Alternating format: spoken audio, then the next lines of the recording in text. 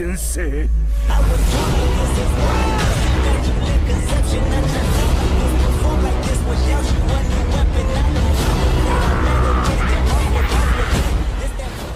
What if Naruto was Starborn Silence, the Mercenary Shinobi? Caterpillar by Grumpy Wolf. Chapter 1. Hey, monkey want a nana? A very tall and buff gray-skinned humanoid creature said mockingly while imitating a monkey. It was Lobo, one of the most infamous bounty hunters in the galaxy. When I get out, I'm shoving that arrogant smirk right down your throat. A human man said angrily from behind a glass wall. He was imprisoned in a room with glass for walls. It was none other than Superman. However, unlike his name suggested, currently, he was severely weakened due to the radiation of an artificial red sun shining in his cell. Oh yeah. You know, I believe that Lois gal might be getting a tad lonely now that you're doing time in a cosmic petting zoo. Maybe I'll go back and cheer her up. Lobo said and rubbed his chin while laughing. But of course, I do have to collect the bounty on this geek first, he said as he pointed at the rat-like creature he had on a leash. Emperor Spooge got a bad temper on him. Then, turning towards the levitating yellow creature behind him, he made a salute with his hand at his forehead and said, "Adios, Wrinkles. You want any more dorks snagged, you got my number." The one in question, the preserver, replied. "Actually, there is one other being I need for my collection. The last Zarnian." Lobo laughed out loud. "Haha. That's rich. I'm the last Zarnian." Then, as if it was a big secret, he told Superman, "I fragged the rest of the planet for my high school science project. I gave myself an A." The preserver said no more. With a wave of his hand, a glass cage fell from the ceiling on top of Lobo. Before he had the time to react, extremely potent sleeping gas poured from the floor. Lobo tried to resist and punch the glass walls, but it was futile. He fell unconscious in a matter of seconds. Asterism. Thanks for returning my uniform. Now how about my ship? Superman said after he finished changing from Kryptonian's traditional attire into his Superman costume. Impossible. The preserver said. For ages, I've preserved many rare creatures, even some from your adopted planet, Earth.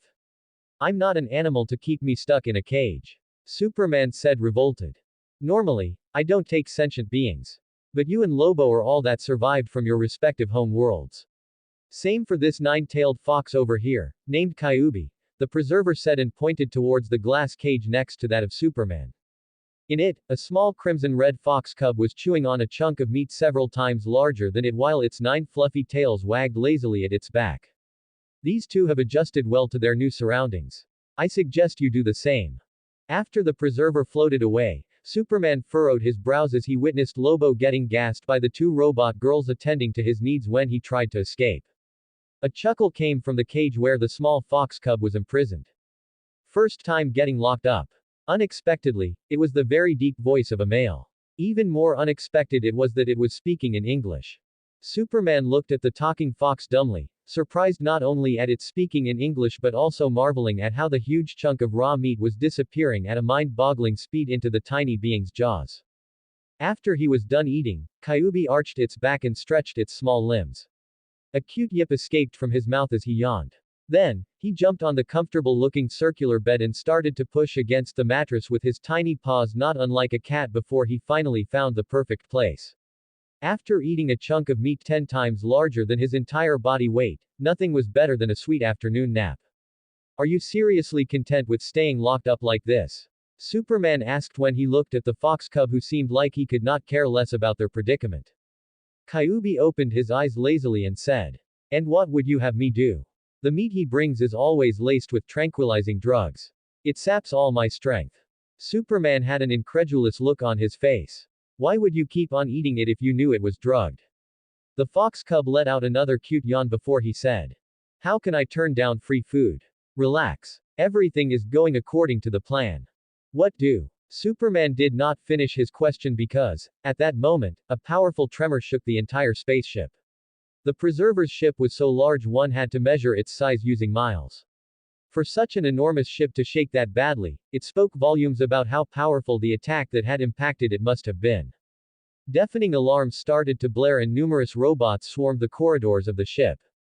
Kyuubi's large ears flicked as they captured a particular sound. Fuden.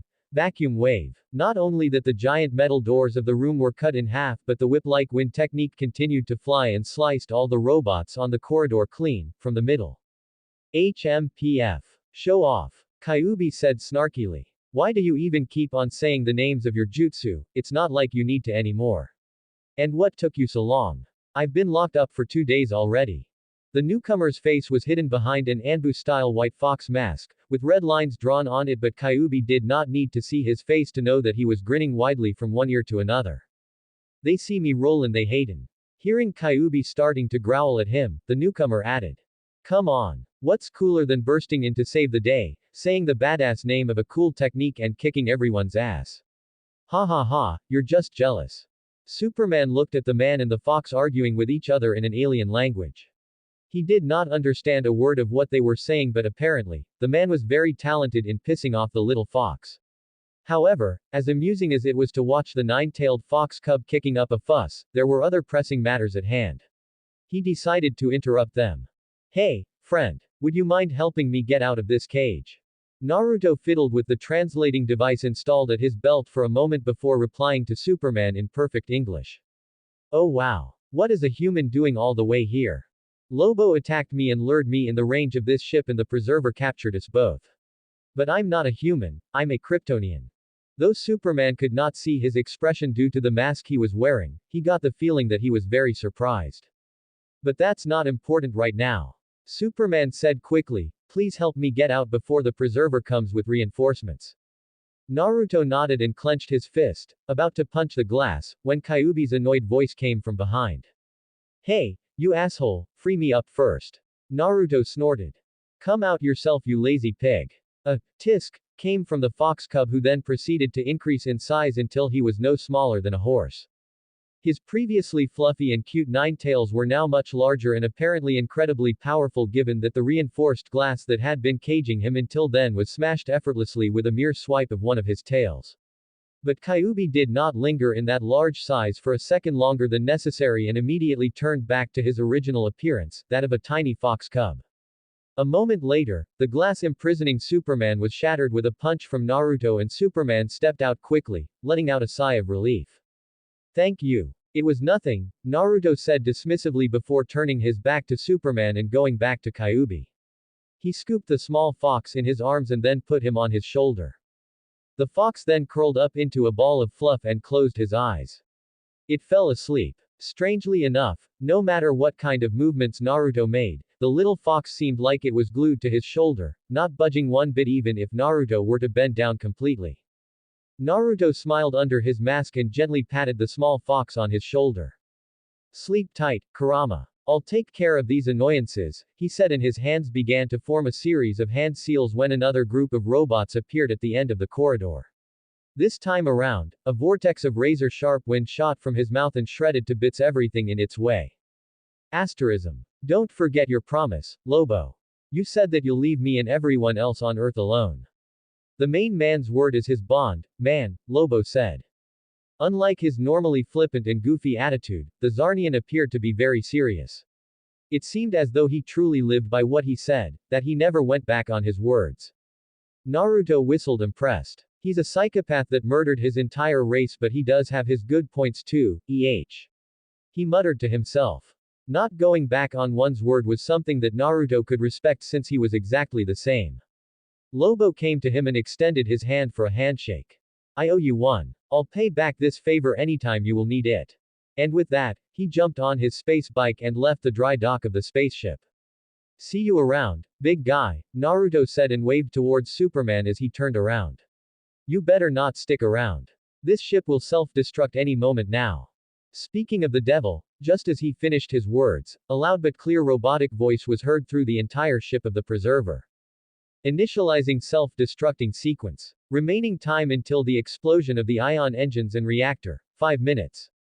As he was leaving, Naruto felt a heavy hand pat him on the shoulder. Superman's angry voice came from behind. Why did you do that? Naruto tilted his head in confusion. Do what? Superman was even more irritated at his reaction. All these creatures are now going to die. I could have saved them. I could have taken them to Earth. Naruto shrugged his shoulders. I didn't know you were such a bleeding heart. It's unfortunate that they will die, but it can't be helped. Would it have been better to leave this ship as it was and let it end in the wrong hands? Imagine if some space pirates took control of this ship after we left. They'd have enough firepower to even raid an entire planet. Superman became silent. When he thought about things from that perspective, he understood Naruto's point. It was much better for some animals to die than for such a large and technologically advanced ship to end up in the hands of a villain. You should get going. There are only 3 minutes left, Naruto said when he heard the robotic voice's countdown. Then, turning around, he sprinted towards his own spaceship. His shadow clones had already started the engines of the ship and opened the blast doors of the dry dock, so all he had to do was to just jump in and close the ship's door behind him. While he was pulling the door of his spaceship after him, Superman flew in with an urgent look on his face. My ship was destroyed in the fight against the Preserver. I need your help to get out of here. Naruto did not waste any time and let him in. A moment later, the ion thrusters propelled the spaceship to several miles away. Even then, it was still too close to the Preserver's ship. Is that a boom tube? Superman said in surprise. Something similar to a very small wormhole was opened in the space and Naruto's shadow clones drove the ship right into it. Not exactly. It's nowhere near as precise as a boom tube, but I don't have a mother box. That stuff is very rare and hard to come by. This is more like a wormhole. But it's the latest warp technology from Almerac, so it's pretty good. It gets the job done. Asterism. Naruto was lying in his chair bonelessly, with an expression of defeat on his face. There's nothing about our home here either. Kyuubi, who is awake now, headbutted Naruto gently with his snout and wrapped his 9 tails around his neck to comfort him.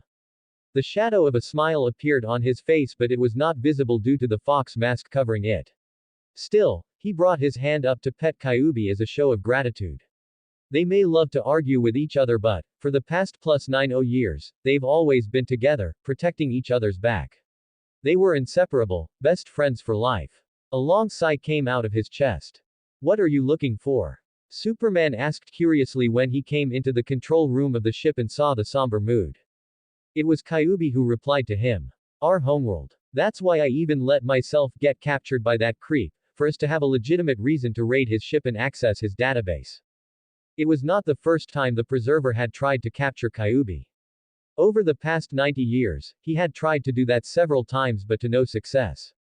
However, this time around, Naruto and Kyuubi made a plan for Kyuubi to let himself get captured so Naruto would raid his ship for information.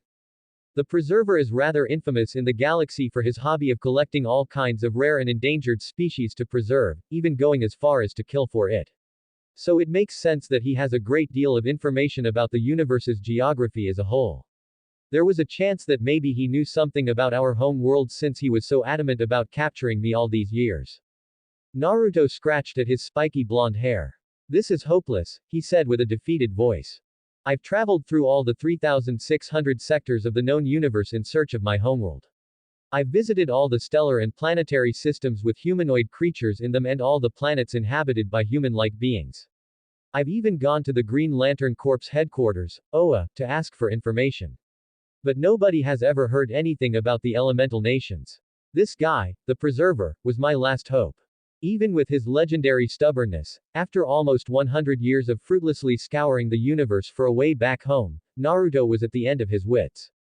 Finally, he realized the futility of it all. He did not even have the energy to get angry anymore. I'm just tired. A poignant silence followed. I'm sorry to hear that. I know how it feels to be the last of your kind. Superman said quietly. But you can't give up on living. Though some things were lost, you can gain others in the future. My parents and my homeworld perished, but I found a new family and new friends on Earth. Now, I have one purpose, to protect my adopted home. To protect it so the Earth won't die like Krypton. Naruto's appreciation for Superman went up a notch when he heard his words. He became silent in contemplation. You are more than welcome to join us. You wouldn't be the first nor the last alien to have found a home on Earth. Superman offered. The blonde couldn't suppress a snort. Your purpose and feelings are admirable, but of all the places in this galaxy, why would I choose Earth? Haha. Hey, what do you mean, what's so bad about my planet? Naruto's fingers danced on the keyboard of the supercomputer of the control room and, after a few moments, a datasheet appeared on the large screen. As I said, During the plus 90 years that I've traveled the universe, I visited all the planets with human-like beings. I've visited the Earth too, about 60 years ago. What's wrong with your planet? I don't know about the current situation, but when I went there, there was a freaking world war. Your technology was one of the most backwater I've ever seen at a sentient species in the entire universe, and it went the same for the general population's mentality too. Dictatorship focused on suppressing the population, genocides, racism, and like half of the population was struggling to find something to eat from one week to another. And that's just data that I collected in a matter of days. Why would anyone willingly come to such a place? Superman dressed his voice awkwardly. There were, indeed, many issues in the past. Some of them still exist, I will not lie, but we have come a long way since then. Your information is quite outdated. Our technology exploded over the past few decades to the point where we can travel in space. Racism has been abolished in most parts of the world and there are very few dictatorship left. We have a saying on Earth, don't diss it till you try it. Maybe it won't be as bad as you think it is. Naruto shrugged his shoulders, not very interested. Well, I'll have to take you to Earth anyway, so we'll see then. Naruto started typing again on the keyboard and an extremely large and detailed interstellar map appeared on the large screen. It was a map of the Milky Way galaxy. After typing, the Earth, in a search bar, the map was zoomed in greatly, to the point where the map of the solar system became clear. Then, he took the coordinates of the solar system and proceeded to start activating a new wormhole. Unlike boom tubes that were so precise that they could open anywhere regardless, the warp system of Almarak's spaceships could only narrow it down to planetary systems. Out of curiosity, can you open a wormhole to Rouse system? Krypton's homeworld. Naruto turned his eyes from the control panel and looked at Superman's face searchingly. He made a humming noise as he thought. I do have enough fuel to go to Krypton and then to Earth, but I won't have enough to leave the Earth after that. You can refuel on Earth, on our watchtower, Superman said. As I told you, we are capable of space travel nowadays. Me flying all the way here from Earth is proof of that. There was no reason for Naruto to actually listen to Superman's wishes. After all, he had already helped him more than enough by freeing him from the preserver's cage and also giving him a ride back home. But, for some reason, he felt a peculiar feeling of kinship with him. Nagato really knew what he was talking about. The older Naruto got, the more he agreed with Uzumaki Nagato's beliefs, that people truly empathized and understood each other only after they felt the same pain. It was the same in this case. Although he had nothing to gain from it, Naruto decided to do Superman this favor because he felt that they were the same, the last of their kind. Turning his attention back to the control panel of the ship, the interstellar map zoomed out and then he wrote, Krypton, in the search bar. Then, the map of the Rouse system appeared on the screen. After typing in a few more commands, the space started to crack and a wormhole appeared a short distance in front of the ship. Destination: Rouse system, Krypton. Through the thick windows of the spaceship's cockpit, an enormous red star could be seen. It was Rouse, a red supergiant. Supergiants were the largest type of stars that could be found in the universe. The one saving grace for the planets orbiting it was that red stars were not as hot as yellow stars, let alone blue stars. Nevertheless, the intelligent lifeforms in the Rouse system still perished in the end. As the Almaratian spaceship flew towards the area that Krypton used to orbit, they saw a very large number of asteroids glowing with a dark green light littering the space. Chunks of matter starting from sizes of several hundred feet to even tens of miles were all that remained of planet Krypton and its moons. When civilizations as powerful as Krypton are wiped out in a single day, it makes you realize how fragile and insignificant our lives are. That no matter what great accomplishments one has in life, in front of nature we are nothing but specks of dust. Naruto said. His facial expression could not be seen because of the mask he was wearing, but his voice was subdued, melancholic. Have you been here before? I mean on Krypton. Superman, who had been silent until then, asked. Yes, roughly 4 decades ago, to get my reward for completing a bounty. It wasn't long before it blew up now that I think of it. It came out as a shock for many beings in the entire galaxy when Krypton was destroyed. Hearing him speak about his homeworld, Superman was listening with rapt attention. You may or may not know this, but even today, dozens of years from Krypton's destruction, their technology and their relics still fetch a very high price on the legal and black markets alike. It goes to show how advanced they had been for their tech to have not become outdated even after all these years. Can't stop wondering though, how could a civilization as technologically advanced as them die out in such a dumb way? You'd think they should have easily managed to detect that something was wrong with the planet's core and at least escape if not outright solve it. This whole situation smells fishy to me. And not just me, anyone with a working brain would think something else happened behind the scenes. Superman clenched his fists at his words. You were right. Someone did orchestrate everything. My father was one of the leading scientists on Krypton and he had warned everyone that the planet was going to explode, but nobody in the government wanted to believe him and the results of his research. Instead, they chose to listen to the corrupted AI that they had created, Brainiac. But, by the time they finally realized that Brainiac had been lying to them all along, it was too late. As far as I know, besides the criminals trapped in the Phantom Zone, I'm the last Kryptonian. My father sent me on a rocket, as a baby, to Earth, minutes before the collapse. A short video is all I have left of my parents' memory. Due to his upbringing, Superman was a very kind and pure-hearted man. One that would not willingly hurt even a fly. However, if there was someone he wanted to destroy with every fiber of his being, that was Brainiac. The god of evil, Darkseid was a close second too. Nevertheless, that was easier said than done. Naruto, I'm hungry. Kyuubi all of a sudden said. And just like that, the solemn mood from before was completely broken. Naruto's voice sounded helpless when he spoke next. Seriously, Kurama, you ate 3 hours ago. Have some patience. You can see that there is nothing edible around, but then his words trailed off and he turned his head towards Superman. Coincidentally, Kyuubi also turned his head and licked his whiskers as he looked at Superman with a hungry look in his eyes. A chill traveled down Superman's spine and he unconsciously stepped back, inwardly starting to become alarmed. Only 3 hours had passed since he left the Preserver's ship and he had been nowhere close to a yellow sun to recover his strength. Because of that, he was still severely weakened compared to his usual self. As Superman was bracing himself for what could be a battle for his life, the fox started snickering like a hyena. I'm just kidding. Ha ha ha. After he stopped laughing, Kyuubi asked as though it just came to his mind. By the way, can you Kryptonians regrow your limbs if you were to lose an arm or a leg? The real meaning was not lost to Superman. But, before he could reply, Naruto grabbed Kyuubi by the scruff of his neck and brought him down from his right shoulder in his lap. Stop teasing the poor boy, he said with a chuckle and, in the palm of his other hand, a glowing sphere of light blue energy took shape. Come, tell me what flavor you want this time. At the sight of the Rasengan in Naruto's hand, Kyuubi's 9 fluffy tails started wagging excitedly. Make it spicy. The fox said and gulped impatiently. He looked like a glutton. In the next moment, the light blue Rasengan turned red, transforming into a ball of fire. With no further ado, Kyuubi started to bite and lick at the sphere of fire chakra with gusto, as though it was a delicious ice cream. Look at him, isn't he adorable?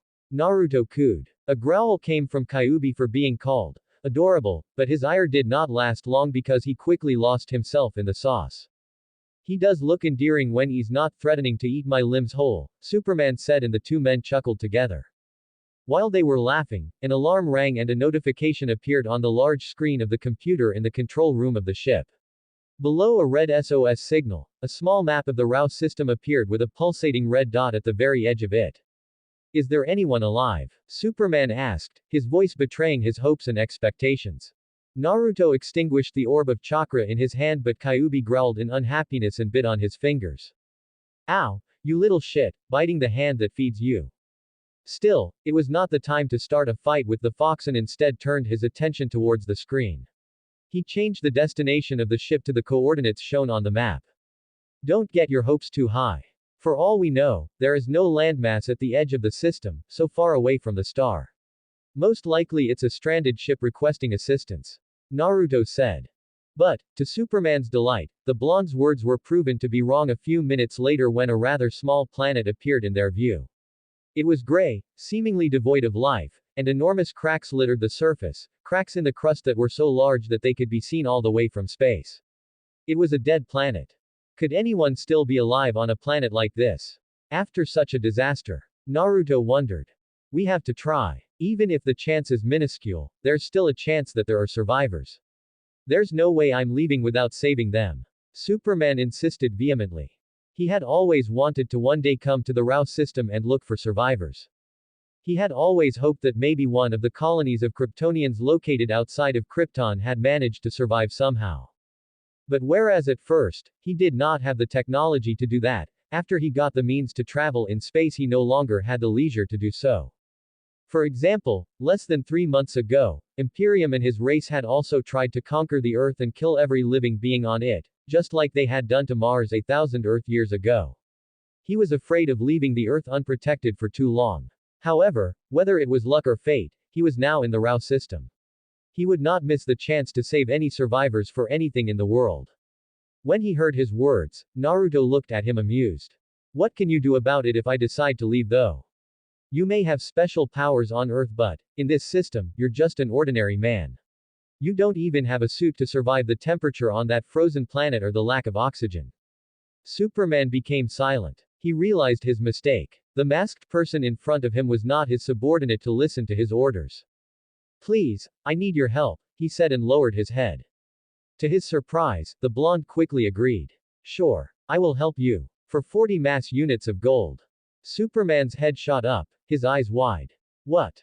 Naruto chuckled at his reaction and the fox curled up in his lap chortled too. There is no free meal in this world, kid. You think people are going to work for you just because you said, please. The Man of Steel looked as though he could still not fully grasp the current situation. Quote. You want me to pay you in gold to save innocent people's lives? Naruto nodded. Naturally. And you also better not forget that I freed you from the preserver's cage and gave you a ride on my ship too. That'll cost you another 30 mass units of gold. Normally, I should charge you for this detour trip to the Rouse system as well, but I decided to do this one thing out of the kindness of my heart. Take it as a bonus, on the house. Superman made an incredulous face and Naruto almost started laughing out loud when he saw the small bulges in his cheeks, a sign of how hard he was clenching his teeth. Oi. You're acting as if I'm robbing you now or something. I don't know what kind of environment you've grown up in, but normal people in this universe expect to be paid for their work. Of course, you can choose not to pay and I'll drop your sorry butt in space right now. Superman could no longer hold back his anger. I thought you were different. I was even feeling sorry for you, I thought that you were like me. But you're just a money grubber, not that different from a highway robber. Naruto stood up from the pilot's seat and the easygoing mood around him suddenly disappeared. I could have ignored and left you to rot in that glass cage and be on my way. I had no reason to take you on my ship and give you a ride to Earth because I have no business there. But I do try to help people in need if it's not too bothersome. Still, this is this and that is that. I'm a mercenary, not a priest. I don't do charity. Do you think your words of gratitude will fill my stomach or buy new parts and cover the maintenance costs for my ship? Or maybe your gratitude will compensate me for potentially risking my life in an unknown place. Wake up to reality, boy. An uncomfortable silence for Superman was instilled after Naruto said those words. Now let's cut the crap. Are you going to pay, or not? Superman sighed in defeat. He understood that he could not force his lofty ideals on other living beings that were not even from Earth, much less on a mercenary. Furthermore, the man in front of him held all the cards at that moment. He and his beast were stronger than his current self and it was their ship too. Not to mention that, as Naruto said, in his current condition, Superman had no way of surviving on the surface of that dead planet alone. He did not have a suit to protect himself from Rouse red radiation, from the extremely cold temperature or from the lack of oxygen. If he wanted to save whoever had sent that distress signal, he depended on Naruto. Lastly, he also owed Naruto a debt of gratitude. I don't recall you asking Lobo for anything, the Kryptonian still grumbled unhappily. That's because Lobo had a modicum of common sense to acknowledge by himself the debt he owed me. And yes, just one promise of his is more than enough guarantee. He's been a bounty hunter for decades and never once went back on his word or broke a contract. He may be a piece of shit but he does have his own standards too. Fine, you win. The Kryptonian said in exasperation and then muttered to himself, what do you even need gold for is beyond me. Naruto sat back on the pilot's seat and steered the ship to enter the cracked planet's atmosphere. For transactions at an intergalactic level, what currency do you think that people use? With millions of planets and even more currencies, do you think money is of any use? Say you give me money from Earth, where am I going to use it? At his words, Superman momentarily forgot how annoyed he was and became genuinely curious. He had never really asked himself that question before because he had never left the Earth until then for other reasons besides fighting against his enemies. Payments are made mostly with goods. Usually, it's stuff like advanced weaponry, spaceships, reactors or magical artifacts. But, depending on the planetary system and the position in the galaxy, gold, precious minerals, and other rare materials can be used as currency too. Hell, you can even pay with rare or powerful creatures or even slaves. Anything that the other party is interested in. Of course, money is used for transactions as well, but only between planets belonging to the same intergalactic empire. Outside of those, money is worthless. Naruto explained all that patiently, with a very light voice. It was as if their small argument from a few moments ago had never happened in the first place. He did not seem affected by it. Apparently, it had not been the first time, by far, that someone had tried to slither their way out of paying him what they owed. So I'm asking you for gold in consideration of your origins. I can't expect someone from a backwater planet like the Earth to pay me with a planet destroyer cannon or a mother box now, can I? He said with a chuckle. Naruto landed the ship in an open space. It looked like a large plaza of a city. A ruined city covered in ice. The entire planet was covered in snow and ice. A somber expression appeared on Superman's face when he looked at the scenery outside. Vaguely, he could recognize the architectural style of the buildings buried below the ice. Alright, I'm heading out, Naruto said with an energetic voice, not exactly fitting with the desolate scene in front of them. After all, they were basically in the middle of a giant graveyard. The burial ground of an entire civilization. Before he opened the outside trap door of the spaceship, he said, "Don't think about doing anything funny while I'm away. The moment anyone besides me tries to start the engines of the ship, this bracelet over here," and he pointed at the white band around his wrist, "will teleport me back to the ship. It's an anti-theft system implemented on all the military ships of Almerac. Not gonna lie, it caught me off guard too when I stole this ship and, ahem.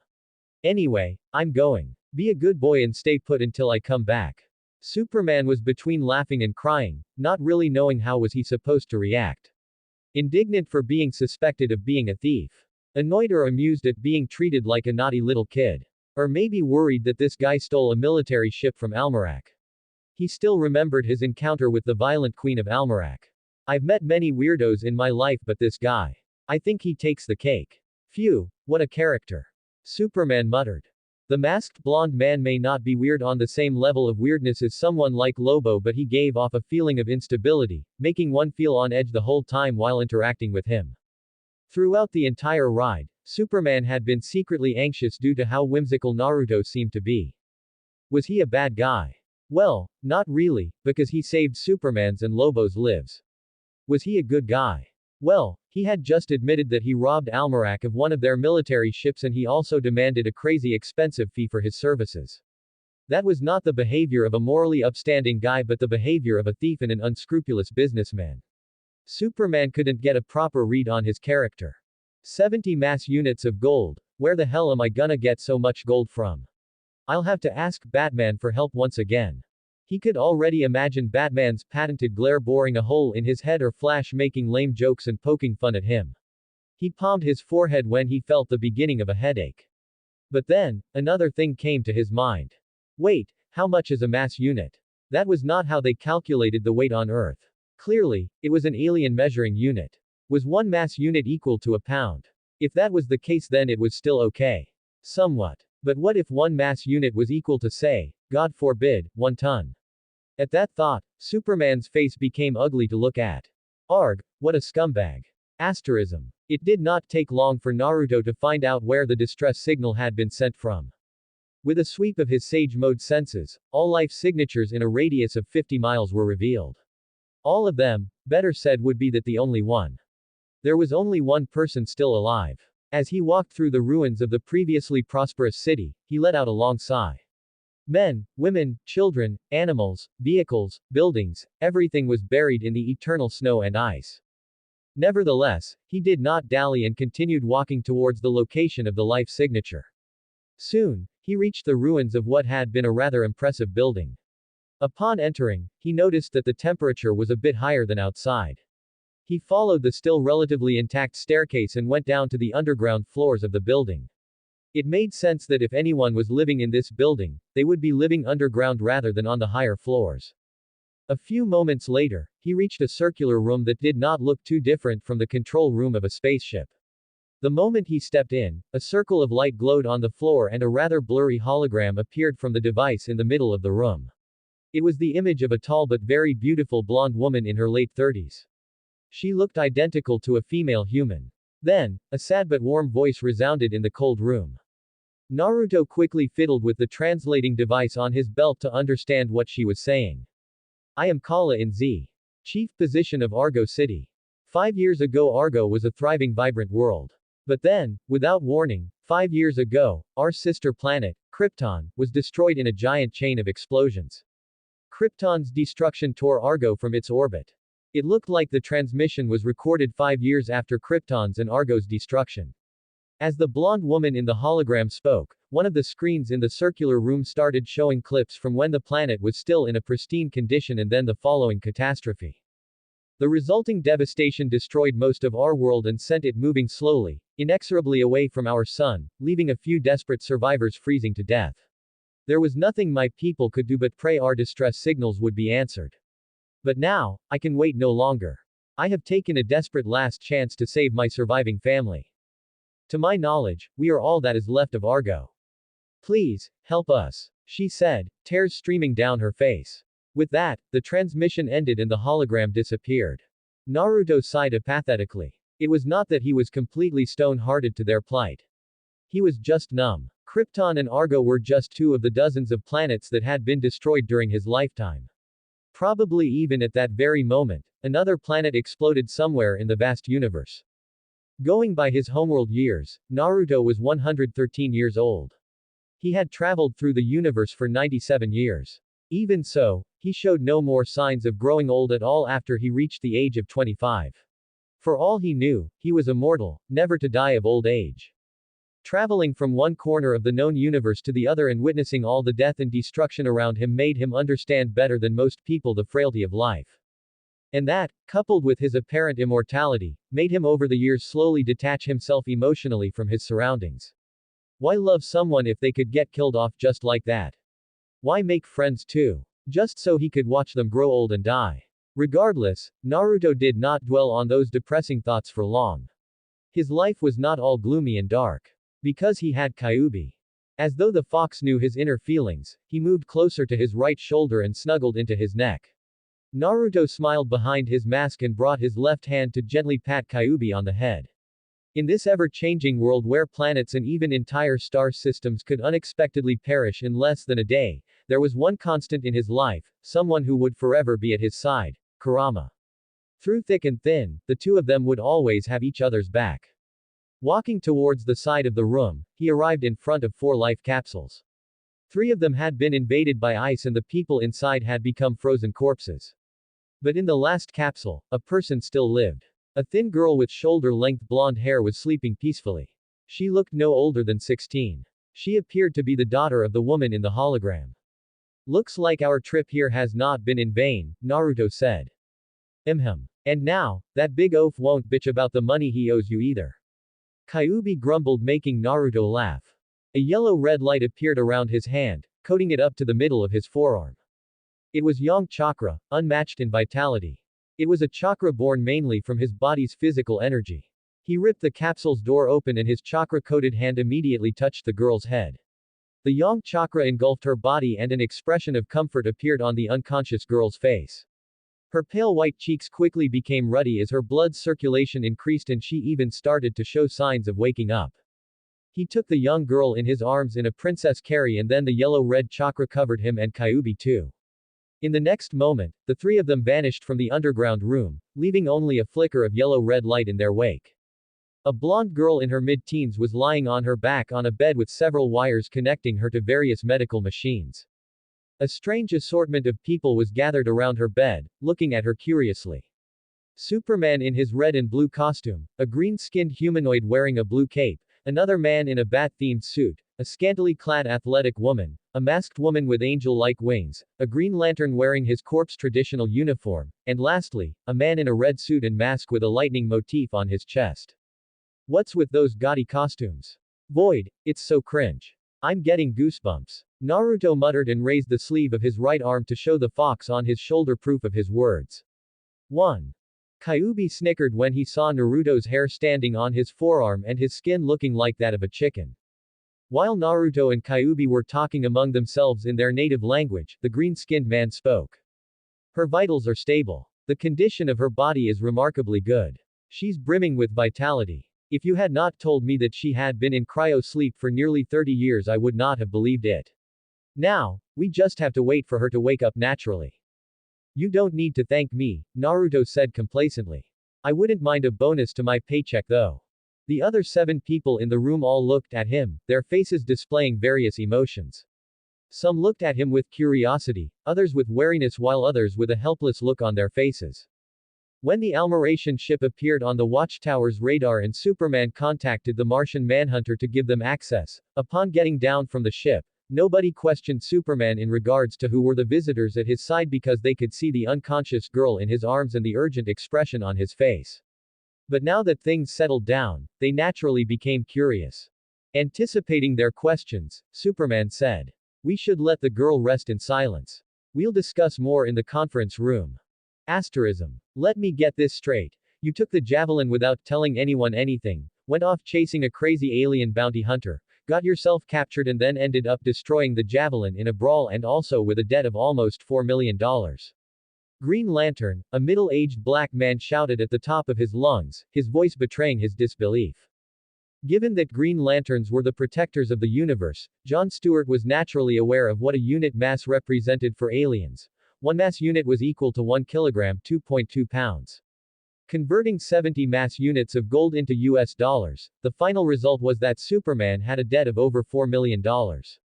Holy moly! Flash gasped. While Wonder Woman seemed not fully aware of just how huge that amount of money was, although she had left Paradise Island a bit more than 2 months ago, she had yet to truly interact with the society of the world of men. Batman was massaging both of his temples with his hands. In contrast, a certain Thanagarian woman could not help herself. Hoo-hoo. She tried to mask it by coughing in her hand, but when she took a look at the mixture of awkwardness and shame on Superman's face, all her restraint disappeared. Ahaha. She laughed out loud, beating the conference table with her palm. Hawk girl. This is no laughing matter. Green Lantern barked. But Green Lantern's outrage only made her laugh harder. Dude, over 4 million. This is plain robbery. Flash said while looking at Naruto wide-eyed. Is it now? Is the life of the last Kryptonian and the last Argonian not worth that much? Allow me to expand your horizons. If I captured the 2 of them and sold them to the Scions, I reckon I'd have enough money to even buy a terraformed moon in the Vega system. A whole moon. That's how valuable the last survivors of these 2 races are. I'm actually suffering a huge loss by giving them away to you basically for free. A chill went down everyone's spine at those words. Superman himself appeared to be very perturbed. But even more unsettled by the revelation was Green Lantern. You would sell 2 innocent people to those monsters? Jon Stewart shouted. Do you know who those guys are? Flash asked. They're a race of maniacs from Vega System, a planetary system outside of the 3,600 sectors of the universe protected by the Green Lantern Corps.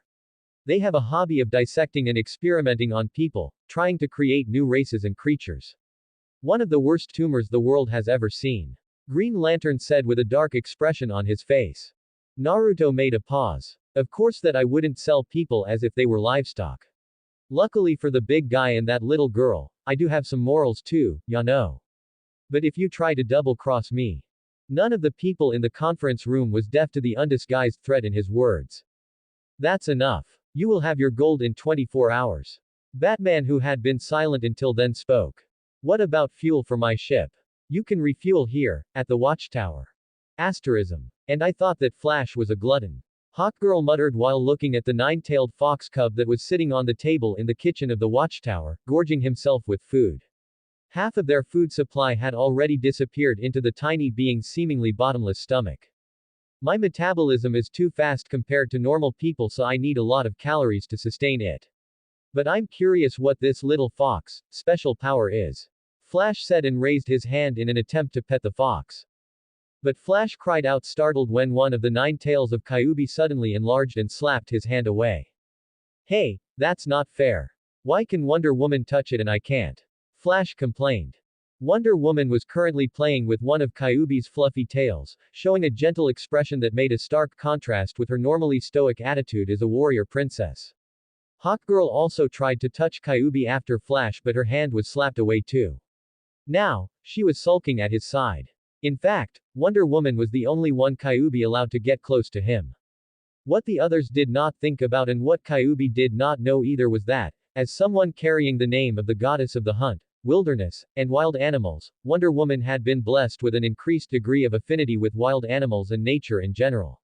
To Kyuubi, her presence did not feel threatening and he could also sense her emotions or, better said, the lack of her negative feelings.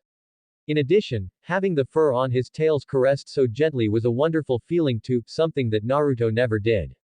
He doesn't like you. Plus, it's common sense you don't normally touch animals when they eat. Naruto said without looking up from the tablet in his hands. Who are you calling an animal, you stupid pig? Kyuubi suddenly growled and Flash, Hawkgirl and Wonder Woman backed away from the table startled. It talks. They unknowingly cried out at the same time. However, Kyuubi did not seem to care enough to press the issue. He was currently busy chewing on an entire chicken, straight out of the freezer. With food in front of his face, it was like the outside world ceased to exist. Naruto was also busy tinkering with the device in his hand. He was checking on the job offers that his information brokers and business partners had sent him over the past week. He had to go through several dozens of them. The three members of the Justice League looked at each other in dismay. The Martian Manhunter had tasked them with babysitting the mercenary and his pet, while he, Batman, Superman and Green Lantern were going to have a private conversation about how to deal with them until Batman managed to acquire the gold 155 pounds of it.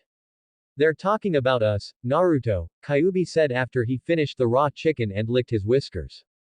No surprise there, the blonde replied. What are they saying? They wanna keep us here until we leave.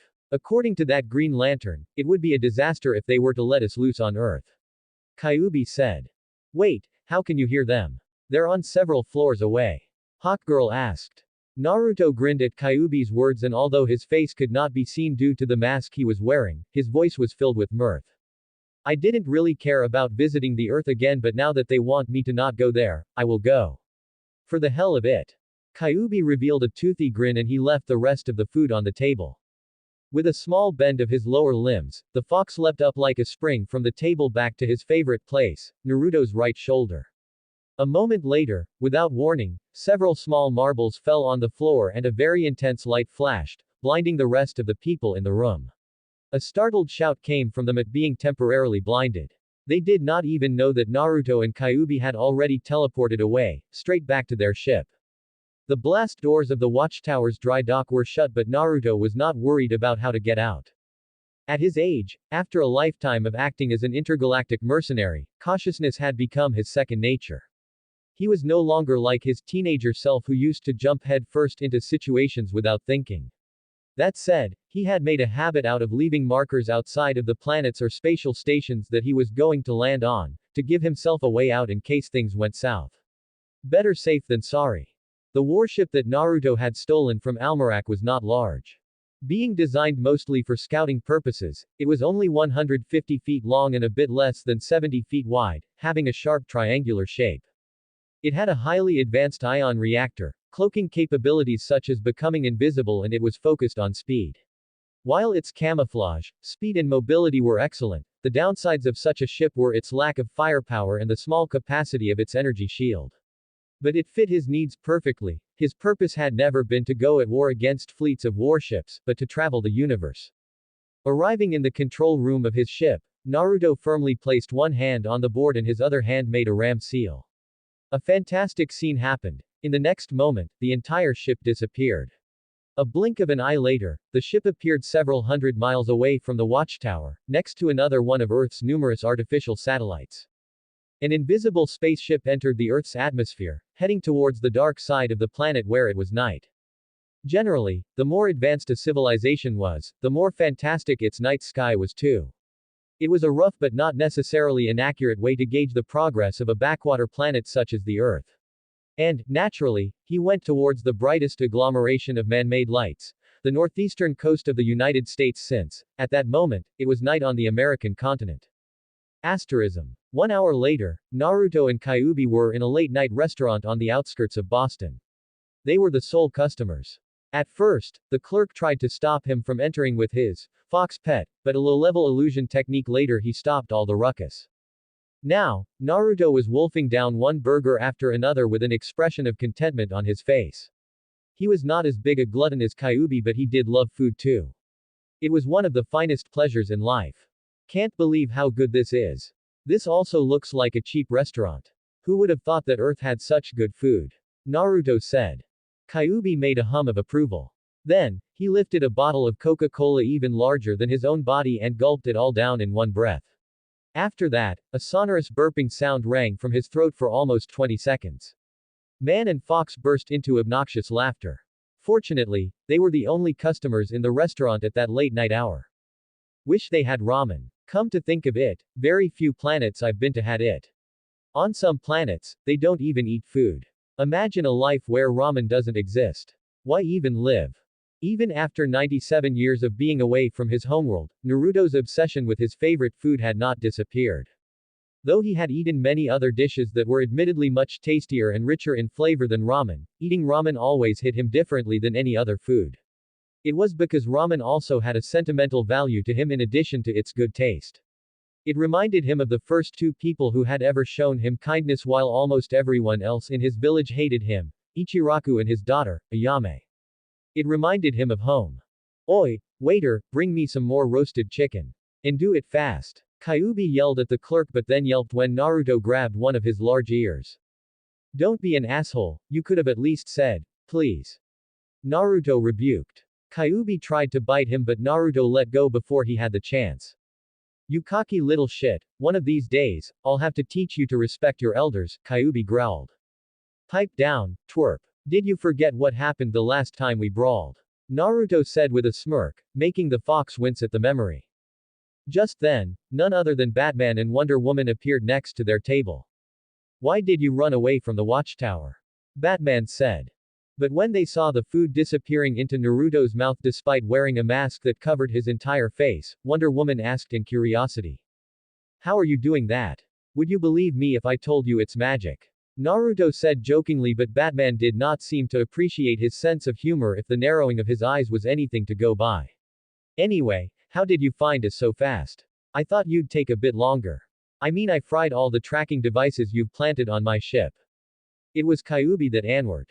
That woman planted a tiny tracking device on one of my tails. She thought I wouldn't notice. If you knew what she was doing, why did you let her? Batman asked suspiciously. Wait, you knew? Naruto also asked. Well, someone had to pay the bill after our late-night dinner, the fox said with a shrewd look in his eyes. It was not only Naruto that burst into laughter, but even Wonder Woman let out a soft giggle too. While no outward sign of anger could be seen at Batman, Kyuubi knew how annoyed he was thanks to his negative emotions sensing. But Batman's ire became apparent when he had to pay a bill of several $1,000s. It was not having to pay a few $1,000s that triggered him, but the audacity of Naruto and Kyuubi to take advantage of the Justice League like that. First, by extorting Superman of a huge sum of money knowing that he could not refuse his services, and now making him pay for their food after they left the watchtower without their accord. Regardless, he calmed himself down. As irritating as the two of them were, according to Superman, they were not interested in living on Earth. So Batman consoled himself with the thought that this headache-inducing duo of aliens would disappear the next day after they got their gold. You're not such a bad guy after all, are you? Naruto said.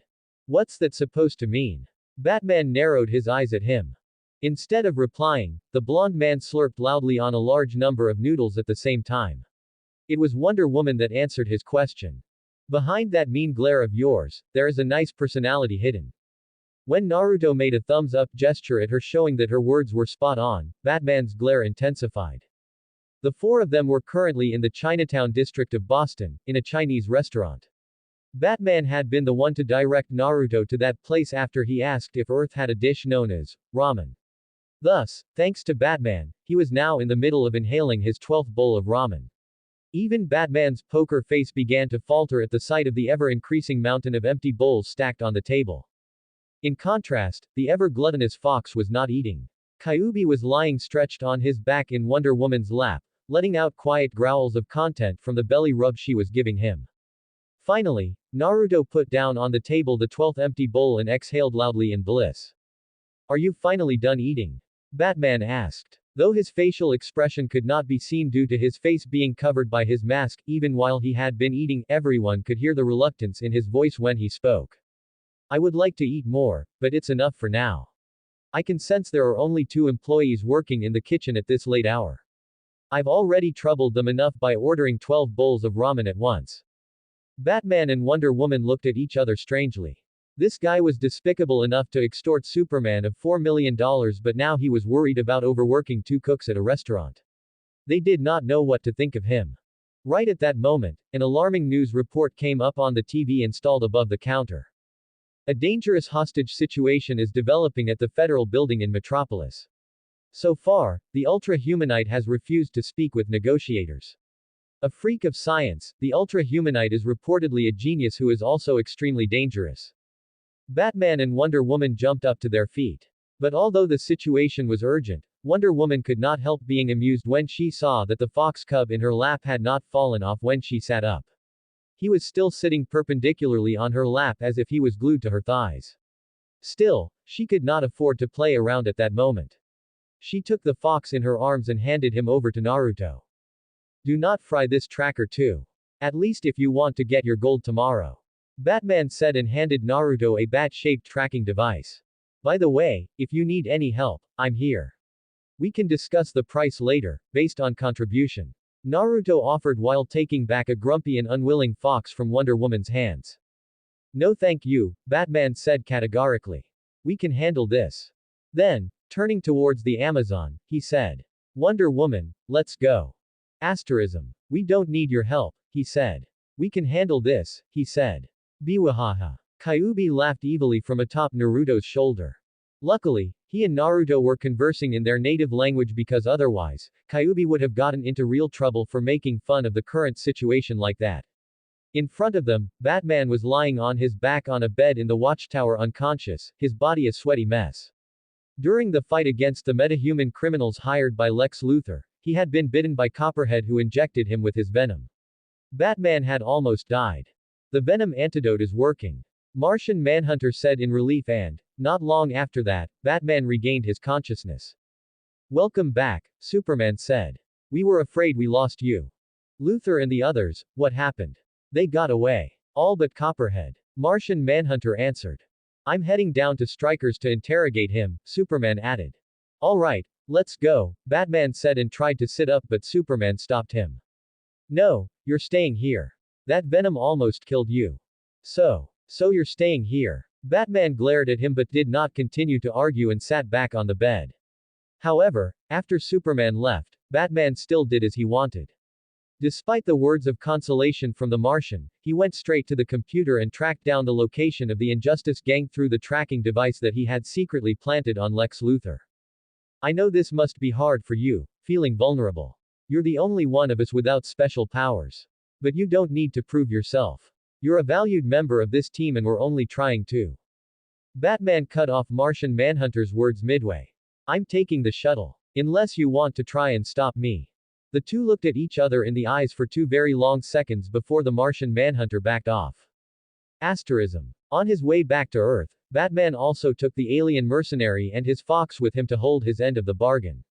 Now, they were inside a warehouse in Gotham City. Here's your gold. You can check its weight yourself. Batman said and pointed at 2 wooden boxes on the ground. Opening their lids, Naruto saw 35 gold bars in each box, every one of them weighing 1 kilogram. He nodded in acknowledgement and took out a scroll from one of the inner pockets of the fur-collared black cloak covering his body. He spread the scroll open and placed it above the 2 boxes. After putting his hand on top of it, a small plume of smoke burst out and the 2 boxes filled with gold vanished. Nifty trick, Batman said. It was almost a compliment. He naturally understood how many possibilities such a convenient ability could bring. Thank you for the business, Naruto said professionally and then handed Batman a card. A business card? Batman asked, inwardly surprised. I'm an independent mercenary.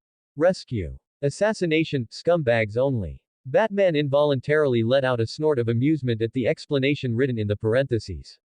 Looking on the back of the card, there was a picture of a crimson-red nine-tailed demonic-looking fox. Weird alias. Batman inwardly thought. Naruto was wearing a fox-themed mask, he had a nine-tailed fox cub as a pet and even his business card had the picture of a nine-tailed fox on it. One would think his alias would be related to foxes. Batman could not see how a name like Caterpillar was related to foxes in any way. Regardless, he did not ponder too much on it. He put the card in one of the many pockets of his utility belt and then headed towards the hideout of Lex Luthor's Injustice Gang. Asterism. An Almeration ship exited Earth's atmosphere and headed towards the edge of the Sol system at a constant speed, in a straight line. There were only two people on board, a blonde-haired man and a red fox. So, what's the plan now? Kyuubi asked. Naruto was sitting on a chair, browsing through the rather lengthy list of jobs that various information brokers and other organizations that he was in partnership with had sent him. He had been at it for the past 2 hours. It was completely unlike him. Normally, he was a decisive man when it came to job-related things. Naruto made a slow-moving waving motion with his hand in front of his face and the white Anbu-style fox mask started to disperse in a shower of particles of light. The reason why he could even eat without taking his mask off was that the mask was not an actual, physical object but a jutsu that he had created, one that he could easily control at will. It was a jutsu that he created primarily not to disguise his identity, though it was good at it since not even Superman could see through it with his X-ray vision, but to solve the problem of poisonous gases and the lack of oxygen. That meant that he could now survive in hostile environments with no issues and even underwater. It was something that he had created out of necessity after going through countless dangerous places during his travels across the universe. When the mask dispersed, the previously blue eyes became red and his sun-kissed blonde hair took on a darker tint too, becoming a strawberry blonde color, almost red. As for his face, it had not changed too much since his teenage years. The more noticeable differences would be that the whisker-like marks on his cheeks had become darker and thicker and that, between his eyebrows, 2 rather deep frown wrinkles could be seen. He looked like a man in his mid-20s. When the mask disappeared, Naruto rubbed his face with his palms and sighed. I don't know. I don't even know what job to take or if I should take any job at all. The reason why he had become a mercenary was that he needed a way to finance his expeditions.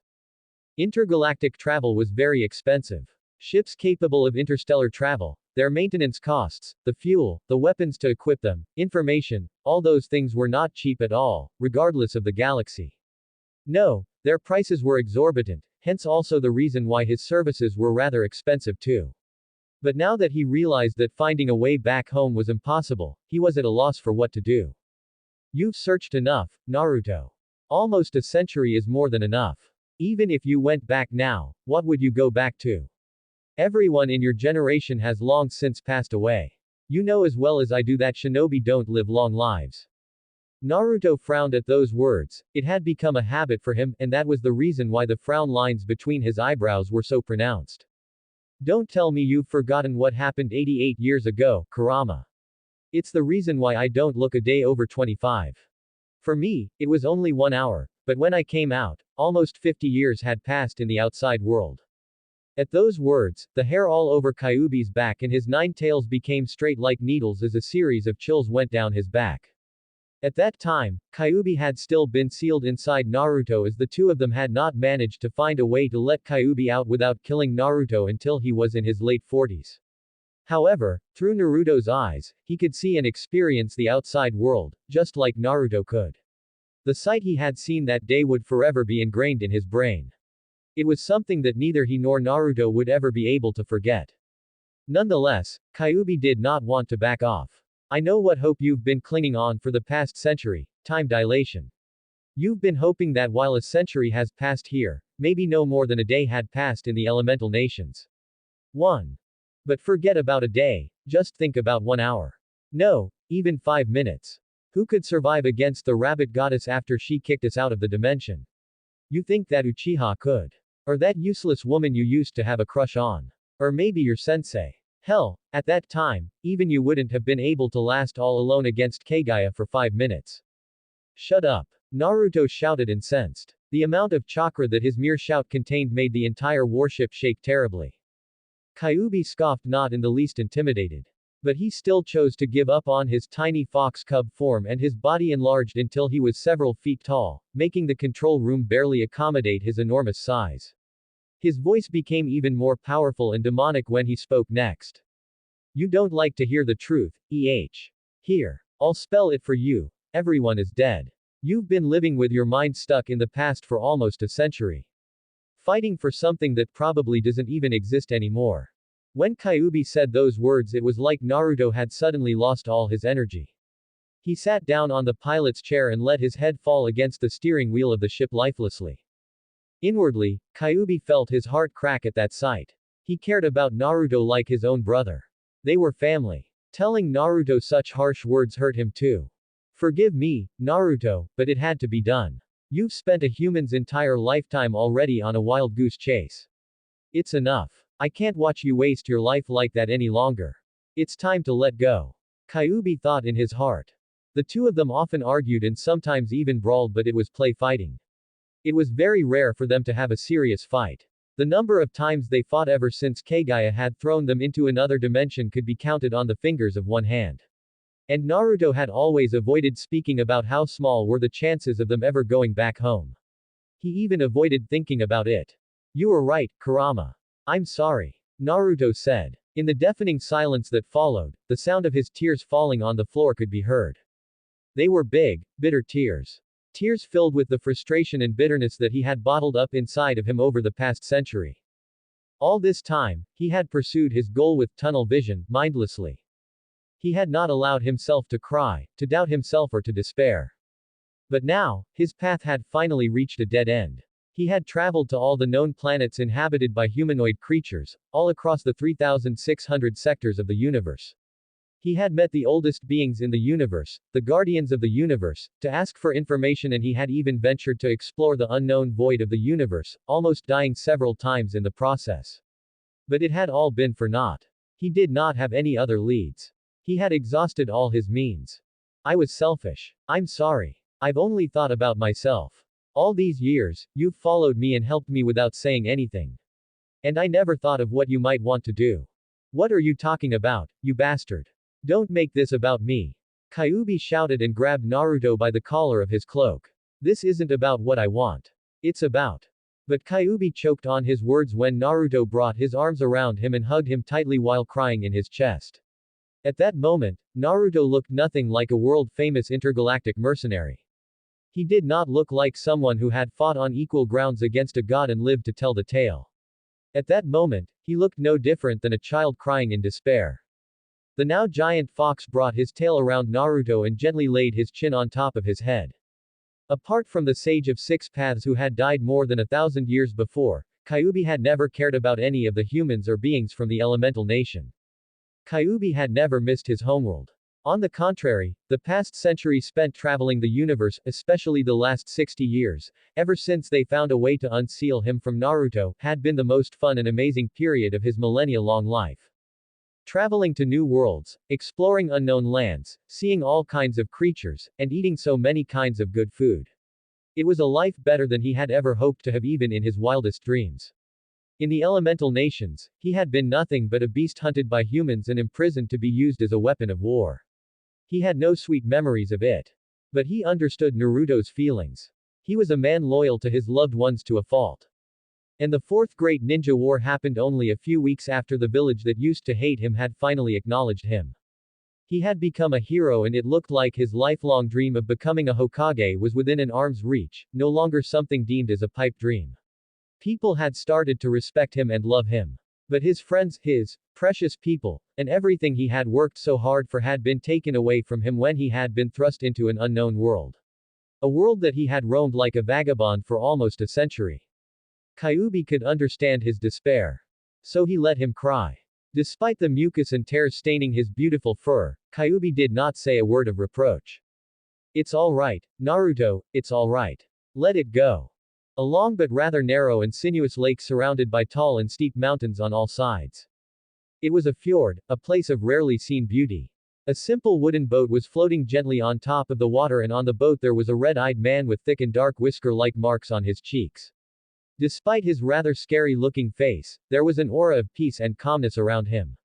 With a straw hat on his head and a fishing rod in his hands, the young man looked as though he was one with nature, an integral part of it. It was as though the paysage would be incomplete without him. All of a sudden, with a quick jerk of his wrists, he pulled on the fishing rod in his hands. An enormous yellow fish about 25 feet long cast a shadow over the lake when it was yanked out of the water. It was even larger than the man's wooden boat.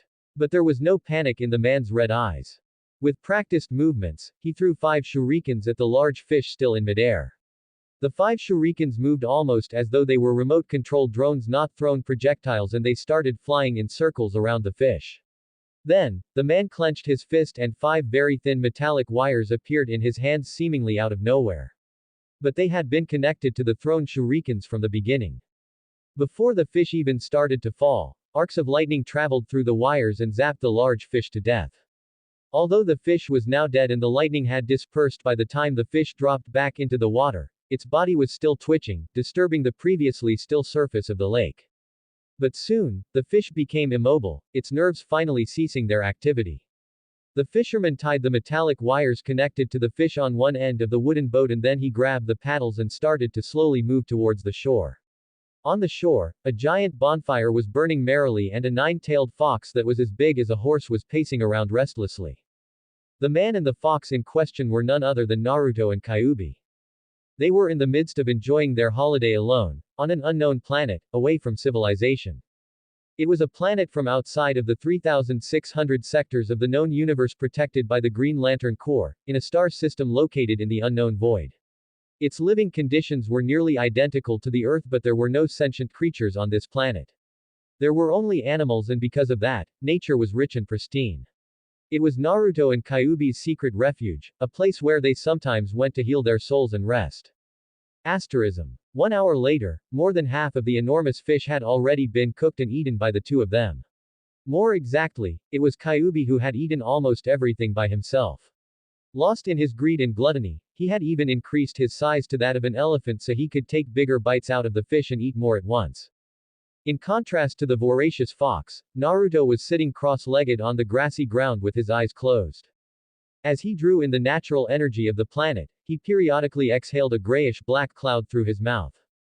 Once every few years Naruto came here to expel the impurities that his body accumulated by drawing in the natural energy of the planets that were inhabited by sentient species. Whenever he used his sage mode on such planets, he would draw on the polluted, infected energy of nature.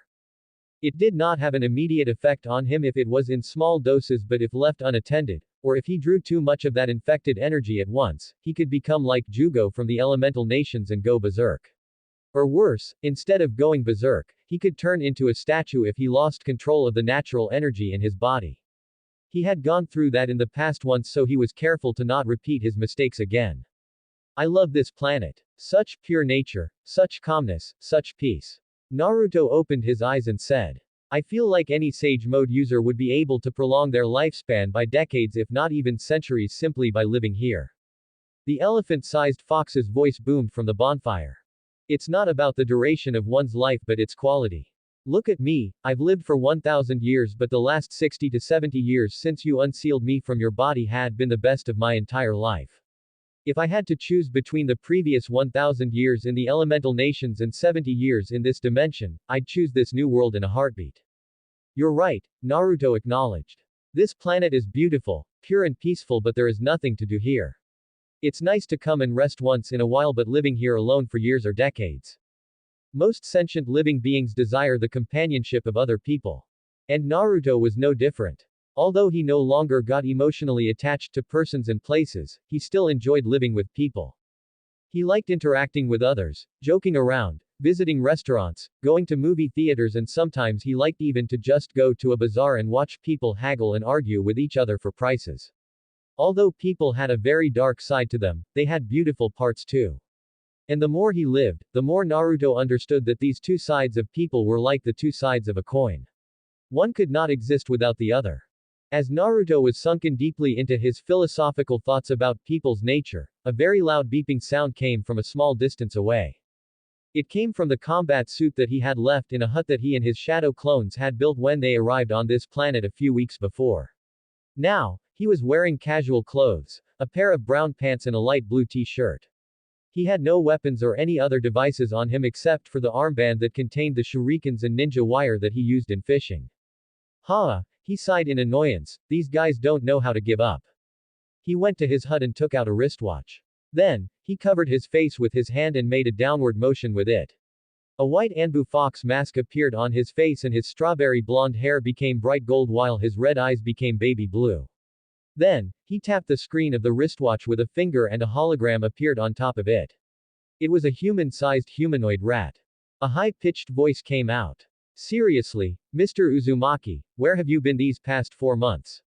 You didn't give us an update on your location and most of the time we couldn't even reach you through the lightwave. We've been so worried that. The hologram of the talking rat abruptly disappeared when Naruto cut off the transmission. But 2 seconds later, the wristwatch started beeping again. Hey, why did you hang up on me, huh? Here I am, all concerned about your well-being and that's how you treat me. You ingrate. If the mask didn't cover his face, one would be able to see that a vein started to pulse on Naruto's forehead. Alright. I'll cut the transmission and switch off the lightwave receptor. No, wait. The rat man yelled frantically. He calmed down when he saw Naruto did not follow up on his threat and said unhappily. Sheesh, you're as grumpy as ever. No pleasantries, no joking around, nothing. Get to the point already. Naruto couldn't help shouting. I do joke around with most people but you're just so irritating. Arg, why do I even put up with you? A smug expression appeared on the rat man's face at the blonde's outburst. It's simple. Because I'm the best at what I do. Naruto let out a snort but did not contradict him. Look, I know you said you need some time on your own, but we've got a huge job on our hands this time. To be more exact, 2 huge jobs. With the payment from these 2 bounties, you'll probably be able to even buy a fleet of ships strong enough to take over a planetary system. Or legally buy a small-sized terraformed moon. When Naruto remained silent, the rat man said in exasperation. I hate it so much when I can't gauge your reaction because of that creepy mask of yours. After a few seconds of silence, Naruto spoke. I told you I'm retired. At least for now. I don't really have a need for money. I have enough money to live in peace for a long time. I don't care about conquering planetary systems and whatnot either. As for owning a moon, he trailed off and started to chuckle. He already had a planet twice as large as the Earth with perfect living conditions and nobody to mess up its nature and ecosystems. It was like a paradise. What was a mere moon compared to that? Come on, just this once. I need you to take this job. Don't do me like this, man, the rat man almost begged. Naruto covered the forehead of his mask with his right hand and sighed, not knowing whether to laugh or to cry. What did you do this time? Did you gamble your wife and your kids and lose again? It was not a joke, nor an exaggeration what Naruto asked. The rat man in the hologram was a degenerate gambler, someone who had really gambled his wife and 6 kids and lost them in a game. Granted, it was proven that the other party had been cheating and he didn't truly lose his family in the end, but the fact that he was willing to gamble away his family for money spoke volumes of what type of person he was. The rat man fidgeted as if he did not know how to explain himself. I took the payment in advance for those jobs and I've already spent that money. But don't worry, getting that money back is not an issue. At all. I swear on my honor. A gambler's honor. PFF'd. Naruto inwardly said but stayed silent and let him continue. The problem is that 1 month has already passed since I accepted those bounties on your behalf and they told me they don't need their money back. Either we complete the mission or they will send the Gordonians after me. Naruto felt the beginning of a huge headache. Anything involving the Gordonians was going to be nasty. They were infamous for being a warmongering race hell-bent on conquering and enslaving other planets. Explain. That single word made the rat man tremble. He understood that Naruto was slowly getting pissed and he also knew better than most people that as easygoing and amiable as Naruto seemed to be, it was a terrible thing when he got truly angry. A few minutes later, when the rat man was done explaining and anxiously waiting for the verdict, Naruto asked. So, the first job you accepted was from the Scions. They want me to capture someone for them to experiment on him. Tell me, Rui Nak, when have I ever accepted any jobs from those bastards? Mr. Uzumaki, please don't get angry. The rat man said quickly, desperately trying to stop Naruto from getting angrier at him than he already was. I've checked the past of that bounty target. I spent a lot of resources on that but I did find out that he's caused several world wars and genocides in his homeworld. Whatever the Scions will do to him, he fully deserves it. Feeling that Naruto was mollified by his explanation, Rui Nak continued. As for the second job, I took it especially because it was connected to the first one. The king of Tamarin sold his youngest daughter to the Gordonians, as a slave, for the sake of peace. But the queen of Tamarin, his wife, secretly put out a bounty to rescue her daughter. My sources tell me that the Gordonians demanded the princesses of the royal family of Tamarin at the request of the Scions. So you mean to say I'll be hitting two birds with one stone? Rui Nak nodded vigorously. Exactly. You can capture the target of the bounty offered by Scions and after you hand him over to them, you can also raid their base and rescue the princess of Tamarin. Naruto hummed in thought. I'll need you to send me all the data you have on the bounty offered by the Scions. I will be the one to decide if the target is a scumbag or not. Absolutely. The rat man said eagerly. Asterism. A few hours later, Naruto was sitting next to a campfire with his back resting against a tree as he read on a tablet the information that Rui Nak had sent him regarding not only the Scions bounty but also the current state of affairs in Tamarin, the Gordonians' attack, and the enslaved princess. This guy really is the best at what he's doing, but sometimes I feel like I wanna strangle him to death, Naruto said in annoyance. Rui Nak was an information broker, one of the best in the galaxy. Naruto was not the only bounty hunter in partnership with him. Even Lobo took bounties from him once in a while. Rui Nak was not subordinated to anyone. He was a free agent, simply selling information to anyone who paid him. In spite of his despicable morals and degenerated persona, as a businessman, Rui Nak was excellent. He was an extremely well-connected individual. There was not an inhabited planetary system or prison planet in the 3,600 sectors of the known universe where he did not know a guy or two. He made it his job to learn all about the latest bounties posted by the major powers of the galaxy and contact the bounty hunters who might be interested in them.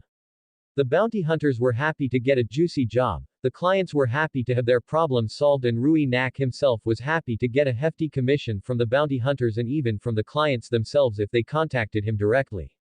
The rat man was not the sole information broker operating on an intergalactic level but he was among the best. He's not gonna get even one coin as commission from my reward after the shit he pulled.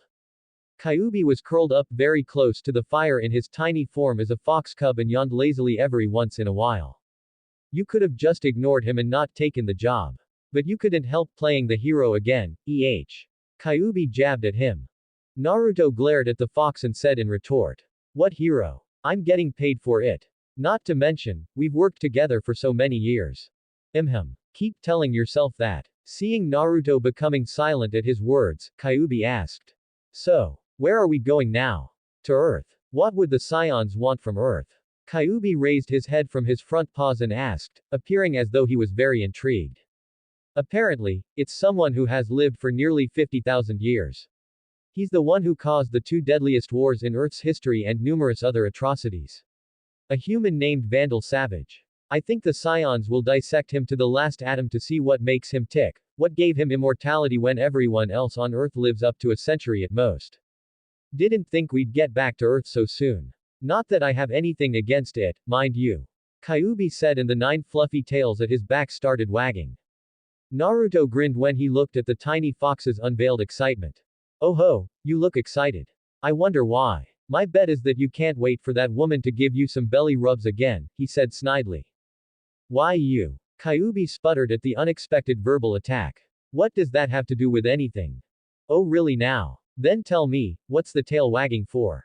Kyuubi bit on his own treacherous tails in embarrassment. At the memory of the blissful feeling from the Amazon princess's gentle caresses, his tails had involuntarily started wagging on their own, out of his control. Kyuubi did not understand it himself why he had liked it that much. He did not know that it was because of the gift that the Olympian goddess of the hunt and wilderness had blessed Wonder Woman with. If only the people from our homeworld could see this. The mighty Kyuubi no Kitsune, the strongest Biju in existence, wagging his tails like a dog and purring like a cat from a simple belly rub. You were so cute. So adorable. Wahahaha. But as he laughed out loud, Naruto suddenly jumped up to his feet and, immediately after, he leapt into the tree behind him. From there, he broke into a mad dash, shinobi jumping from one tree to another as quickly as he could. That's because a gigantic 9-tailed fox, the mighty Kyuubi in his original form as a tailed beast, had suddenly smashed the spot he had been sitting on before with his immense claws. Hundreds of feet tall and wide, and 9 tails that were just as huge as his main body. Even the enormous trees of that virgin planet were dwarfed by his gigantic size. Now, he was a behemoth. Naruto. Don't let me get my hands on you. Kyuubi's demonic roar rang, and the shockwaves of his roar flattened to the ground the forest around him for miles. In his original form, the 9-tailed demon fox truly was like a natural disaster, a calamity. But in front of that terrible might, obnoxious laughter could be heard in the distance, just as loud as his roar.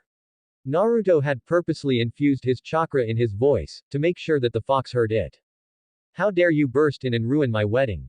A petite blonde woman said accusatorily. In front of her, behind the locked bars of a cell, a tall and athletic woman was chained up to the wall with a pair of very high-tech shackles that even someone of her strength could not break. She was none other than Wonder Woman. Aren't you even curious about what Savage is up to? He's dangerous. Why? Do you think he might throw a tank through my wall? The blonde woman crossed her arms and said sarcastically. Only a few hours ago, Wonder Woman had crashed the blonde woman's wedding by throwing a tank through the walls of the church where the ceremony was being held. It was the wedding of Vandal Savage and Princess Audrey, the daughter of King Gustav, the ruler of Cosnia. Grow up. He's obviously using you. He's amassing military and political power. For what? What do you think? He's got to be stopped. Wonder Woman shouted, finally reaching the end of her patience. You're a raving lunatic. Not to say you weren't fun to go clubbing with. This isn't a joke, Audrey. I think Savage is responsible for your father's sudden illness. Wonder Woman tried to reason with her, but the princess, now queen, shot back angrily. And I think you've just crossed a line. Don't walk away, Audrey. You're making a big mistake. I can do whatever I please. Surely, you've noticed by now. She shot back and strolled out of the prison without sparing her another glance. Wonder Woman frowned and started to struggle once more to break her shackles, but it was to no avail. Just then, a bizarre feeling washed over her, a sensation that made her become very alert. While she did not know what to make of it, she heard the sound of a man's footsteps approaching her cell. You. What are you doing here? Wonder Woman said, greatly surprised. A white Anbu fox mask, blonde hair, a fur-collared black cloak that covered his entire body, and a tiny fox cub curled up on his right shoulder, looking as though it was glued to it. The newcomer was none other than the alien mercenary that had rescued and extorted Superman of a huge sum of money. But almost 6 months had passed since then, and Wonder Woman had almost forgotten about the strange alien and his gluttonous talking fox. She had certainly not expected to see him again, much less at that moment, in the prison inside the royal castle of Cosnia. Why is it that whenever I meet one of you guys, you're locked up in a cell? Naruto said with a laugh. When he had met Superman, the Kryptonian had been locked up by the Preserver in a cell. Now when he was meeting Wonder Woman again after half a year, she was locked up in a cell too by Vandal Savage. At first, Wonder Woman had intended to ask for help, but she was getting increasingly weirded out by the situation. What are you doing on Earth? How are the guards right next to you not reacting to your presence? Did Vandal Savage somehow hire you? She asked in a low voice. Naruto waved a hand to reassure her and said, don't worry. Vandal Savage is not my employer. He's my bounty. As for why these men can't see me, they're under an illusion. Something like a spell. It turned out that the strange sensation she was feeling and her instinctual alertness were due to the illusion that he had cast. Is what you said to that bratty princess earlier true? Is Vandal as bad as you claim? He asked. Yes. He's the one who orchestrated World War II and caused the deaths of millions of people. She's not lying, Kyuubi whispered. Due to his negative emotions sensing, no lies or negative emotions could escape his radar. Naruto had read up on the data about Vandal Savage that Rui Nak had provided to him, but he always researched the veracity of his information by interacting with the locals and doing some research of his own on site. He never trusted someone's words blindly. Alright, thank you, Naruto said and stepped away, about to leave. Hey, don't just leave, help me out. When Naruto stopped in his tracks but did not immediately say anything, Wonder Woman added quickly, thinking that he was going to try to extort her of money too, as he had done with Superman half a year ago. If you want gold, I'll give you as much gold as you want. She was the princess of the Amazons. She may not be as rich as a billionaire like Batman, but the Amazons had enough treasures and ancient artifacts for her to live in luxury like not many other women on Earth could afford. She just chose not to because of her upbringing as a warrior. Sorry, princess, no can do. I have a feeling that if I let you out of this cell, you'll try to get in my way and stop me from doing my thing.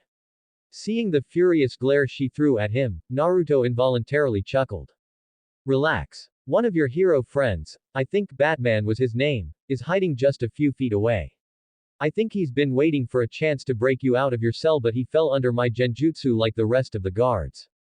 Unlike you, who seem to have some innate resistance to magic, he's just an ordinary man. Anyway, once I collect my bounty, I'll release the illusion and he'll free you too. With that, he waved goodbye merrily and left. Hey, wait! Wonder Woman shouted after him, but he just continued to walk. But as Naruto left the cell behind him, Kyuubi suddenly jumped off his shoulder. Yo, Kurama, what's up? You go ahead and capture that Muppet. I'll catch up a bit later. Kyuubi said. Naruto looked at him strangely. Not a word. Kyuubi growled threateningly, but Naruto would not be himself if he didn't poke fun at him when he had the chance. You like her? Shut up. Just get going and stop wasting time. Kyuubi barked at him. After that, although Naruto did not continue to tease him, his chortles made Kyuubi gnash his teeth. Though he could not fully understand it himself, Kyuubi had an inexplicable feeling of attachment to the woman. It was ridiculous to him as well to believe that it was all because of just a belly rub. In truth, Kyuubi's feeling of attachment to Wonder Woman was not a strong bond or anything like being willing to put himself in danger for her sake. It was just goodwill. But that slight goodwill he felt for her was significant enough for him to not be comfortable with ignoring her plight as he would normally do with other humans.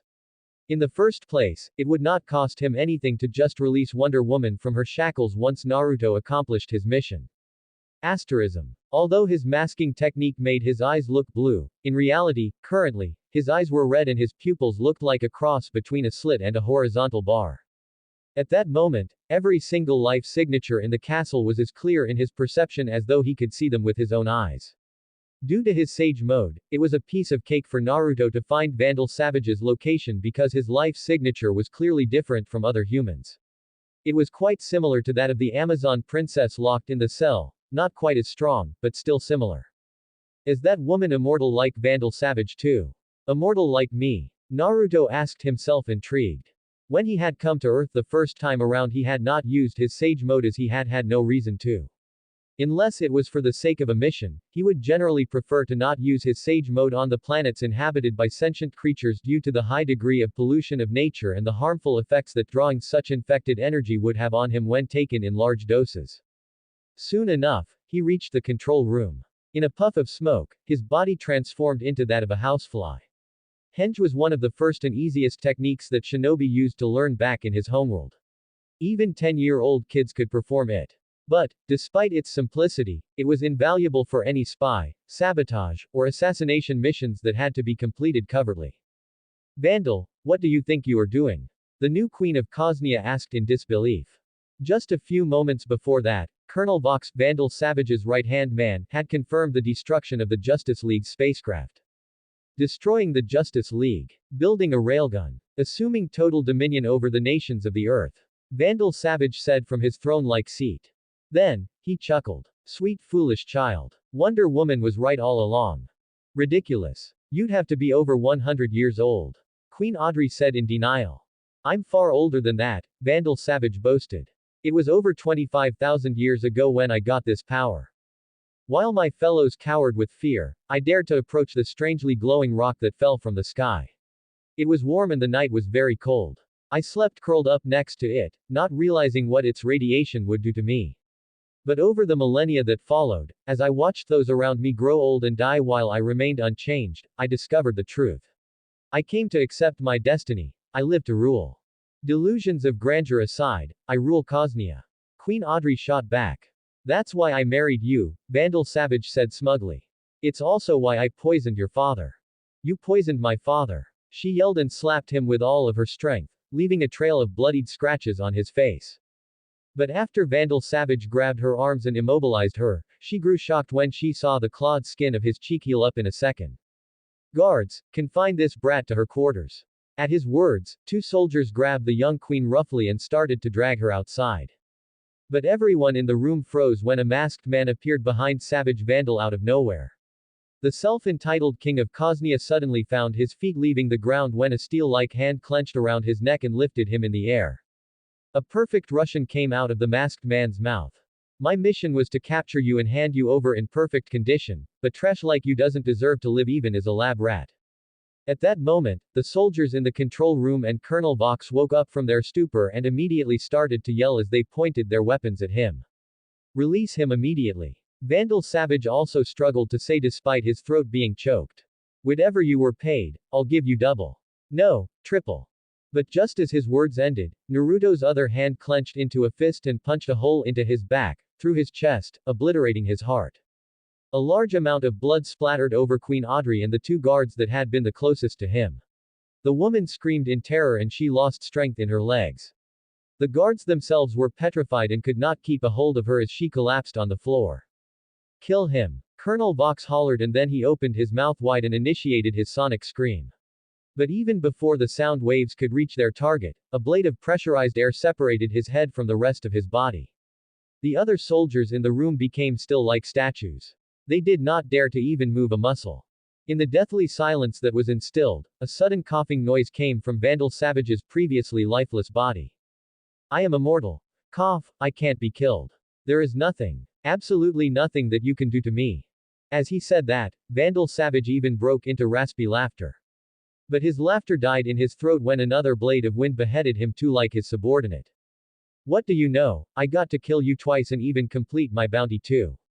This must be my lucky day, Naruto chuckled. Let's see how you're going to revive in an inanimate space, devoid of air, where even time doesn't exist. He took out 2 sealing scrolls from his cloak and unfurled them unhurriedly. Without even looking at the soldiers, he warned them. Don't make any moves. Don't give me a reason to kill you. What a joke. The soldiers around were scared to even breathe too loud, let alone entertain any thoughts of acting against him at that moment. They were just average humans while, in their eyes, he looked like a demon.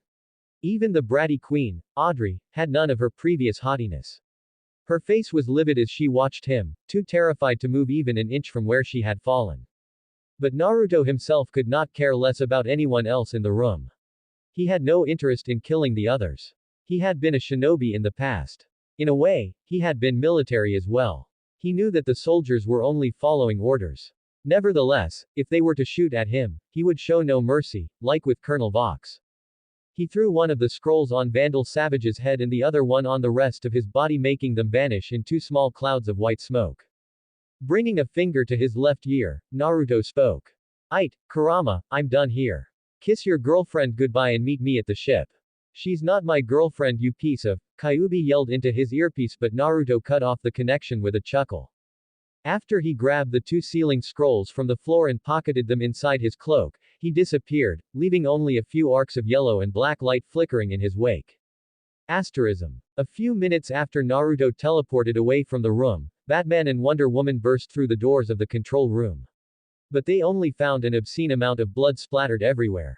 Soaked with Vandal Savage's blood, Queen Audrey was still lying on the floor with a blank look on her face while the rest of the soldiers in the room were looking at each other filled with helplessness and uncertainty. They did not know what they were supposed to do in that situation. Despite Queen Audrey's previous behavior towards her, Wonder Woman came to her and asked kindly, "Audrey, can you tell me what happened?" But the blonde woman was in shock. She was incapable of speech at that moment, just staring blankly at the pool of blood on the floor. "You, tell me what happened here," Batman ordered one of the soldiers. After getting the full story from the soldier, Batman's hands clenched into fists. Not for the first time since he had joined the Justice League, he had found out the hard way what it meant to be a part of a team of superheroes while he had no superpowers himself. He had fallen prey to the alien mercenaries' illusion technique without even being aware of it, just like the men guarding Wonder Woman's cell. Batman was confident about fighting against anyone if he was allowed enough time to prepare and make plans. But without preparation time, in front of an unexpected situation, he was too vulnerable. He was only human. Even more alarming for Batman than falling into Naruto's illusion was that Martian Manhunter at the Watchtower had not detected an alien ship approaching the Earth. That was a massive breach in their defense. What if this time around, the alien mercenaries' mission had been to capture the President of the United States instead of the ruler of Cosnia? What would have happened? The Justice League had been created primarily with the purpose of protecting the Earth from the aliens that would try to invade. If aliens could come to Earth and wreak havoc as they pleased, then what did the Justice League even exist for anymore? They had to take action and they had to do it fast. Wonder Woman, let's go. We have to meet with the rest of the Justice League immediately. But Audrey is. I can't just leave her like that. She is in no condition to. Batman glared at her, and although he did not shout, the words he spoke were very sharp. What's more important? Consoling a spoiled little girl or making sure the Earth is safe? I thought you knew better than that. Wonder Woman looked at him startled. The rough way in which Batman spoke to her now was unlike him. She thought that the two of them had become a little closer after sharing a dance yesterday at the engagement party of then Princess Audrey and Vandal Savage. But Wonder Woman had no way of knowing just how rattled Batman was because of his vulnerability as a human and that he was not exactly calm at that moment. She thought that Batman was acting like an asshole to her on purpose, to distance himself from her. Because he had done that a few times over the past year since she joined the Justice League. He had even made it clear once that he did not want anyone else in his life, especially not a teammate. In the end, Wonder Woman did not comment anything about her hurt feelings. She chose to stay silent and followed Batman to their javelin to meet with the rest of the Justice League at the Watchtower. However, in her heart, she gave up on any thoughts she might have had about a possible relationship with Batman. He was a good man with qualities worthy of admiration such as his courage, tenacity and resourcefulness, but, in the end, Wonder Woman was a valiant warrior and a princess blessed by the gods themselves. She was not a weak and needy woman who would blindly and endlessly chase someone who did not want her. She was Diana, princess of the Amazons. She had her pride and dignity too. To be continued.